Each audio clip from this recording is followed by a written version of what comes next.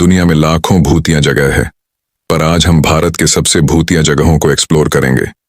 लाखों लोगों के अनुभव के बाद इन जगहों को भूतिया माना गया है। ये वीडियो उन लोगों के लिए है जो घोस्ट जैसी चीजों में रुचि रखते हैं और जो विज्ञान के परे जाने के लिए तैयार है।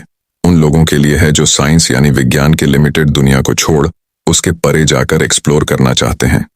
दिल को मजबूत करके इस वीडियो को देखना, लाइट बंद करो, एक जगह बैठो और इस वीडियो को एंजॉय करो।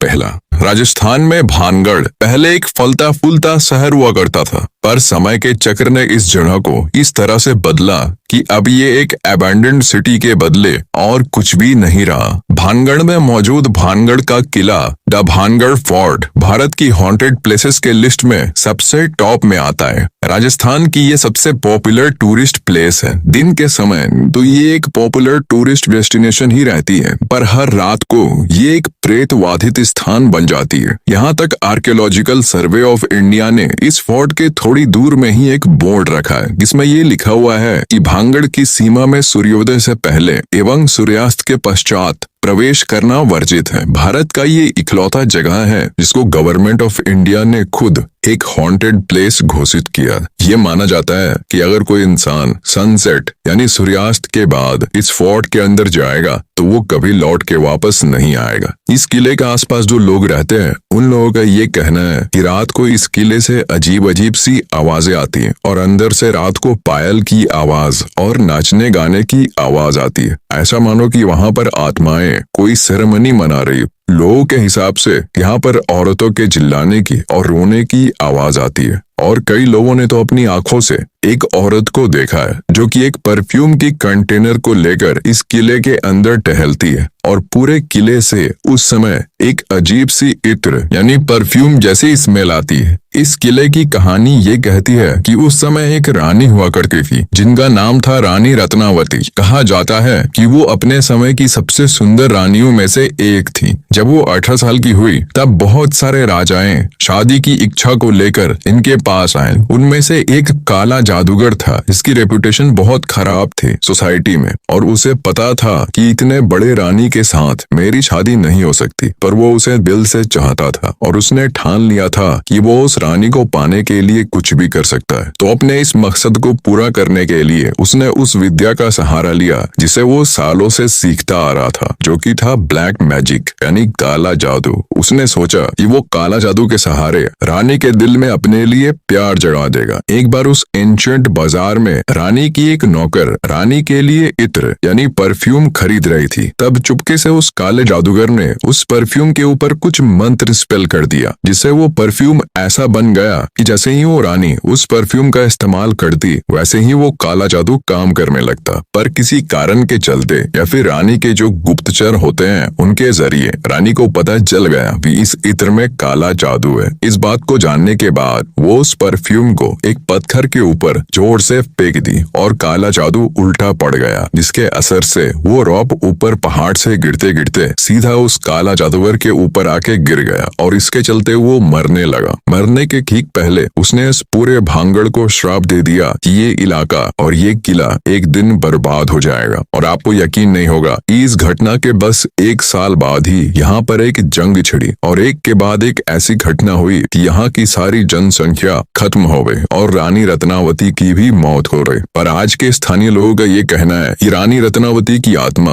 आज भी इस किले को हॉन्ट करती है और जो मैंने पहले बताया वो औरत जो कि परफ्यूम को लेकर घूमती है वो और कोई नहीं, रानी रत्नावती ही है। और एक अजीब चीज ये है कि जब से इस जगह को वो श्राप मिला है तब से जब भी किसी भी इमारत को रेनोवेट करने की कोशिश होती है तो वो एक रहस्यमय तरीके से ढह जाती है, जिसके चलते कई बार वर्कर्स को चोट भी लग जाती है।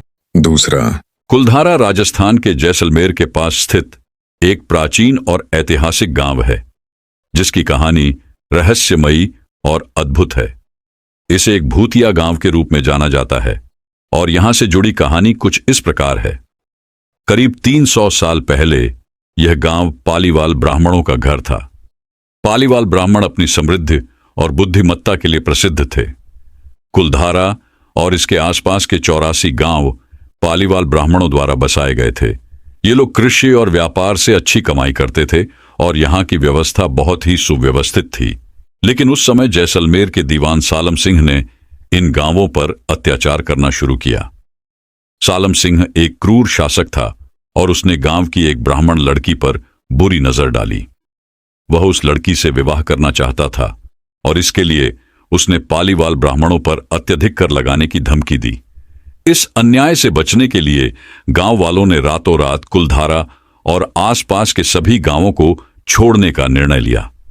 कहा जाता है कि एक रात में ही पूरे गांव के लोग अपने घरों और संपत्ति को छोड़कर चले गए और कोई नहीं जानता कि वे कहां गए। उन्होंने गांव छोड़ते समय एक श्राप दिया कि यहां अब कभी कोई नहीं बस पाएगा। इसके बाद से कुलधारा गांव पूरी तरह से वीरान हो गया और तब से लेकर आज तक यह गांव निर्जन पड़ा है। यह भी कहा जाता है कि कुलधारा पर अब भी भूत प्रेतों का साया है और कई लोग दावा करते हैं कि उन्होंने वहां पर असामान्य गतिविधियों का अनुभव किया है। इस गांव को भारतीय पुरातत्व सर्वेक्षण द्वारा संरक्षित किया गया है और आज यह एक प्रमुख पर्यटक स्थल बन गया है, जो इसके रहस्य और इतिहास के कारण दुनिया भर के लोगों को आकर्षित करता है। तीसरा, मुकेश मिल्स मुंबई में स्थित एक पुरानी कपड़ा मिल है जो अपनी भूतिया कहानियों और डरावने अनुभवों के लिए जानी जाती है। यह मिल मुंबई के कोलाबा इलाके में समुद्र के किनारे स्थित है और इसका निर्माण 1870 के दशक में हुआ था। मुकेश मिल्स का इतिहास और उससे जुड़े रहस्यमयी घटनाओं का विवरण कुछ इस प्रकार है। मुकेश मिल्स को एक प्रमुख कपड़ा मिल के रूप में स्थापित किया गया था और यह एक समय पर बड़ी संख्या में मजदूरों को रोजगार देती थी। 1982 में इस मिल में एक भयंकर आग लगी, जिसमें मिल का एक बड़ा हिस्सा जलकर खाक हो गया। यह आग इतनी विनाशकारी थी कि मिल को फिर से चलाना संभव नहीं हो पाया और इसे हमेशा के लिए बंद कर दिया गया। इसके बाद मुकेश मिल्स खंडहर में तब्दील हो गई। धीरे धीरे यह जगह सुनसान और डरावनी हो गई और यहाँ असामान्य गतिविधियों की कहानियां फैलने लगीं। कहा जाता है कि मिल के बंद होने के बाद यहाँ कई रहस्यमयी घटनाएं होने लगीं। लोग कहते हैं कि यहाँ पर अजीब आवाजें सुनाई देती हैं, अचानक तापमान गिर जाता है और कुछ लोगों को यहाँ अदृश्य शक्तियों का अनुभव हुआ है। मुकेश मिल्स का इस्तेमाल कई बॉलीवुड फिल्मों की शूटिंग के लिए भी किया गया है, लेकिन कई बार शूटिंग के दौरान कलाकारों और तकनीशियनों ने अजीब घटनाओं का अनुभव किया। कुछ ने दावा किया कि उन्होंने वहां अजीबोगरीब आवाजें सुनी या महसूस किया कि कोई अनदेखी ताकत उनके साथ है। कई बार कलाकार और क्रू मेंबर्स ने शूटिंग को बीच में ही रोकने का फैसला किया क्योंकि वे डर गए थे। इन सब कारणों से मुकेश मिल्स को मुंबई की सबसे भूतिया जगहों में से एक माना जाता है। हालांकि यह एक पुरानी मिल है, आज इसे रहस्यमयी और डरावनी जगह के रूप में जाना जाता है, जहां जाने से लोग अक्सर कतराते हैं।